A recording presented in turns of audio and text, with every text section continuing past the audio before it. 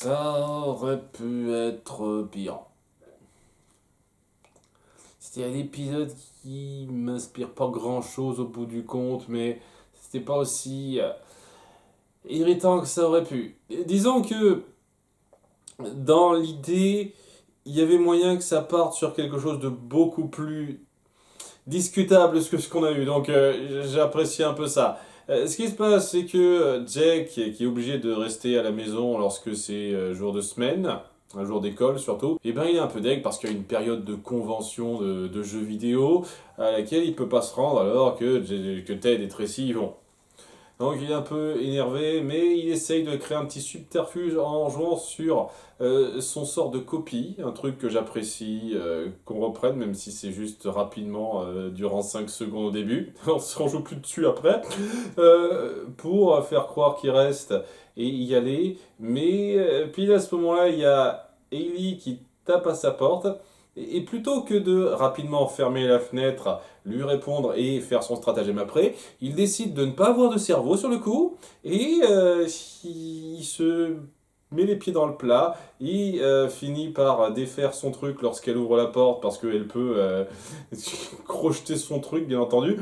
Et, et il se voit pincer au moment où il a un pied par-dessus la fenêtre pour faire le mur, en gros.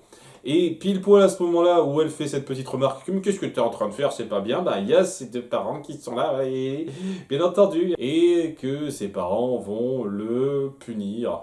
Son père qui est du genre à être dans l'excès, ça c'est un niveau ridicule, où il met tout un système de sécurité en place, bien high-tech, bien n'importe quoi, pour pas qu'il sorte, parce que sinon il y aura une alarme, et il n'aura pas le droit, etc.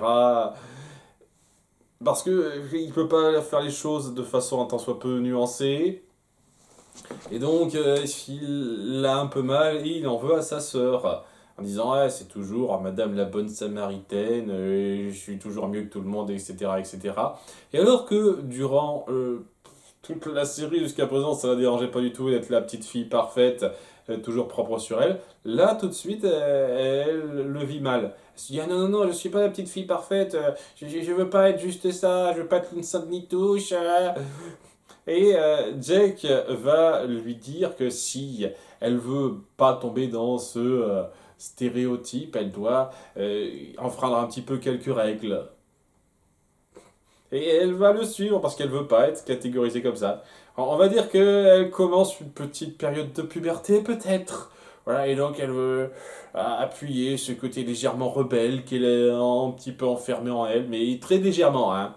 Le truc qui est appuyé, c'est qu'elle veut regarder une espèce d'émission avec une marionnette qui s'appelle Poca, Poca Poca, qui chante des trucs qui sont pas... C'est très gentil, il s'en prend des policiers, ce genre de conneries. Mais davantage dans le genre guignol et gnafron contre le gendarme. Si vous voyez ce que je veux dire, hein. C'est pas non plus très recherché, hein. C'est pas très poussé, mais bon. Et ouais, il lui donne des trucs pour pouvoir voir ça en douce. Et ça va être la pente glissante. Elle va se sentir complètement excitée par ce côté anti-règle. Et va très vite, partir sur quelque chose de beaucoup plus grave. Donc au début, elle aide son frère pour le soir suivant à faire le mur pour aller à la convention. Elle passe un petit peu de temps là-bas, elle va surtout passer du temps devant le stand de Poké Poké pour s'amuser. Et dès le lendemain, elle va devenir une grosse rebelle violente, ce qui interloque un peu ses parents, mais pas plus que ça, alors que je trouve franchement que quand votre fille passe du coq à l'âne à ce point, vous devriez vous dire, mais qu'est-ce que c'est que ce délire? Qu'est-ce qui se passe? Et un truc qui va pas, faut qu'on parle de ça. Non, ils sont juste un petit peu surpris, ils continuent leur vie. Oh, ok les gars, hein, c'est deux poids deux mesures. Hein. Quand Jake manque de faire le mur, vous partez sur des mesures complètement excessives pour l'empêcher de continuer. Mais quand c'est votre fille qui devient très bizarre comme ça, vous vous dites ah oh, ça passera sans doute. C'est pas, c'est tellement mal fait cette partie-là. Je sais pas, les parents de Jake, j'ai beaucoup de mal à être pris par ces persos-là sans être affreux. Enfin bref. Donc ouais, elle tombe sur une pente glissante beaucoup trop rapidement. Elle finit par agresser un camion de glace pour tout faire sortir, tout prendre gratos. Elle casse un distributeur pour avoir des boissons sucrées. Enfin bref, elle n'est pas en mode je suis une petite rebelle qui est contre les règles, je veux tout péter, je veux tout détruire parce que je suis un électron libre maintenant.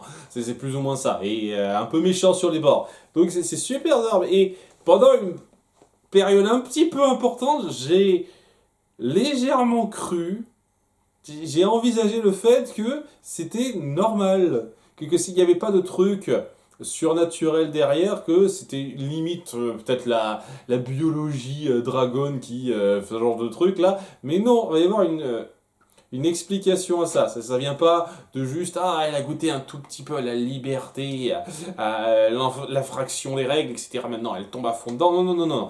Ça va être un peu plus recherché que ça. C'est appréciable. Parce que si ça va pas été ça, ça avait été juste elle tombe à fond dans cet excès sans plus de justification que ça m'aurait gonflé, je vous le cache pas. Non, non, non. Il y a Mademoiselle Park qui joue un rôle, ça fait plaisir de voir qu'on l'a pas oublié, qui appelle parce qu'elle n'est pas venue en cours pour s'entraîner à être une dragonne, donc on continue là-dessus, tant mieux, mais qui en entendant l'émission qu'elle écoute, donc Poca Poca, tout ça, finit par comprendre que c'est une créature magique.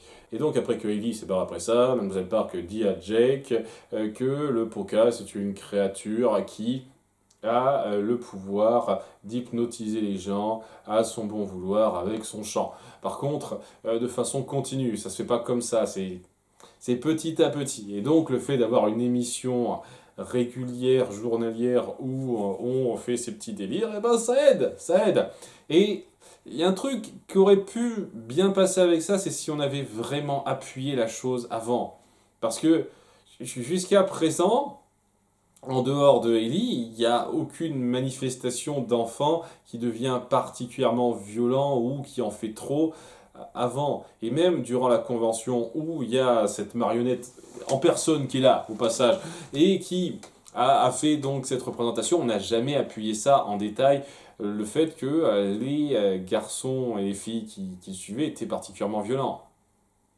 Mais c'est maintenant que ça arrive. Et c'est dommage, je pense que vous auriez pu poser quelques petites graines de ça avant, plutôt que de nous balancer ça au bout de 13 minutes d'épisode, et maintenant c'est ça le conflit. Alors que c'était clairement pas ce qui transparaissait avant. Je dis pas une seule seconde que ça gâche tout de pas faire ça et que ça en devienne une révélation pas intéressante, c'est pas le cas. Mais ouais, ça aurait pu être plus fort avec ça, un tout petit peu plus instauré sur le temps.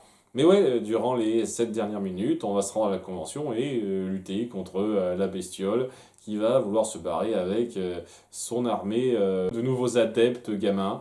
Il n'y a pas un seul adulte qui a suivi son émission en parlant, il n'y a que des gamins. Ça c'est drôle à dire. Et donc, ça va être des petites pestes à gérer et surtout Ellie. Alors que Jake et Mademoiselle Park vont se transformer en dragon devant la foule dans la convention. Ça ne dérangera personne, bien entendu, hein. Mais voilà, on va dire que c'est une convention de geeks qui se sont donné les moyens pyrotechniques pour faire ce genre de prestidigitation. Ça vous fait plaisir. On va dire que c'est ça. Rien à battre, rien à battre. Bref. Ils vont le pister, le courser, pour qu'au bout d'un moment, il n'y ait plus que Jake, Ellie et la créature qui soient un peu l'un contre l'autre, hein. Jake va essayer d'atteindre Ellie, mais elle n'entend rien. Et ce qui va la sortir un petit peu de ce contrôle, c'est lorsque Jake appelle les parents pour dire toute la vérité. On a fait le mur pour aller à la convention, Ellie a regardé l'émission que tu voulais pas qu'elle regarde. Et elle se sent mal. Non, non, non, je suis Madame Parfaite, je peux pas tomber pour ce genre de choses, c'est ta faute à toi, Poca. Et elle lui défonce sa gueule, voilà. C'est ça qui la sort de la chose. C'est pas le fait qu'elle aime son frère et qu'elle est pas prête à lui faire du mal. Non, non, non, ça, on s'en fiche. C'est que son image de petite fille parfaite, elle y tient trop. Ok, ok, si ça vous fait plaisir. Et donc, elle se sent mal d'avoir fait ce qu'elle a fait, les choses s'arrangent. Enfin, il y a un truc très bizarre aussi, c'est que tous les gamins qui étaient contrôlés, après avoir été lâchés par le Poca, ils sont pas complètement remis, dans un sens, ils sont pas complètement défaits du contrôle, Et il faut que Ted leur donne des tonnes d'objets gratis qu'il a eu durant la convention pour les calmer. Mais voilà, puisque le Poké est battu peu de temps après, ça servait à quoi que tu fasses ce sacrifice, Ted? Je dis c'est comme ça. Parce qu'après coup, bah, une fois qu'il crève, bah, il devrait plus être sous son contrôle. Normalement, enfin, c'est un détail. C'est un détail. Un autre détail dont j'ai pas parlé, c'est Tracy qui a eu une amourette durant cette convention envers quelqu'un qui a le même costume qu'elle, mais à la fin elle découvre que c'est un gamin de 8 ans. Voilà, voilà, voilà. Et y a rien qui ressort de particulièrement extraordinaire dans cet épisode, mais ça passe. Ça passe. Tout à fait acceptablement par rapport à d'autres trucs, j'ai envie de dire. Le conflit aurait pu être lourd si ça avait été juste Hailey qui tombait dans une pente glissante d'elle-même, mais non, il y a un contrôle derrière, donc ça se justifie acceptablement. Ça va. Après, il n'y a rien de sensationnel dans le déroulé, dans la résolution, quoi que ce soit. Ça sans plus, quoi. C'est quelque chose qui va s'oublier très vite pour moi. À bientôt pour l'épisode 14. Bye! Tu la veux, je te la laisse.